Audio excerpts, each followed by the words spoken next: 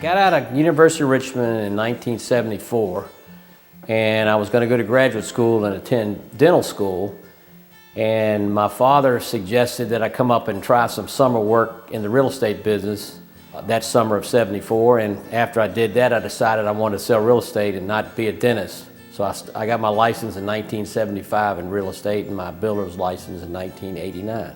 I ran the real estate company, the brokerage, from 1977 up till 1989. My father had retired, and during the recession of the early '80s, we were having problems with our builders being able to get financing, and the interest rates were very, very high. And we set up a company that offered capital to the builders. But what we did was control the plans that were built. We paid all the bills. We picked out everything in the house. So later in the mid-'80s, our bankers said, well, you're doing everything but building the houses. Why don't you think about building the houses? And that's what brought us to create Napier Signature Homes in the late '80s.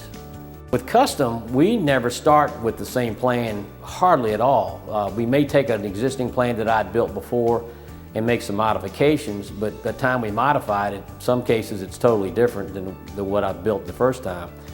But the majority of my customers start from scratch. We create the plan that they want based on what they've seen in magazines, other houses they may have gone into on the internet, the different websites.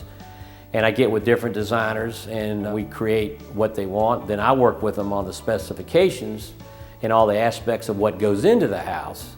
I believe in getting all the selections as much as possible up front so you know what you're getting in your new home. A lot of people in this business will just give the customer an allowance. And it may cover it, it may not cover it. They may not actually know what that allowance will purchase for them in their house until they've gone to make that final selection. So I try to get them involved in the major things up front, like the plumbing, the cabinetry, and things of this nature at the beginning.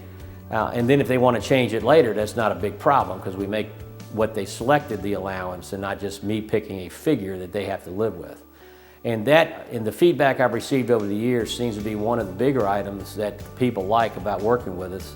Well, I was honored from the State Home Builders Association with the Builder of the Year in 2012.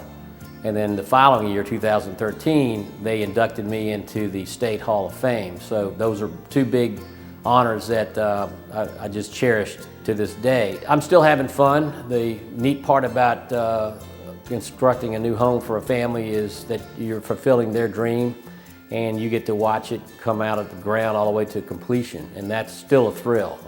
If I stop liking that part of it, I'm going to retire and do something else.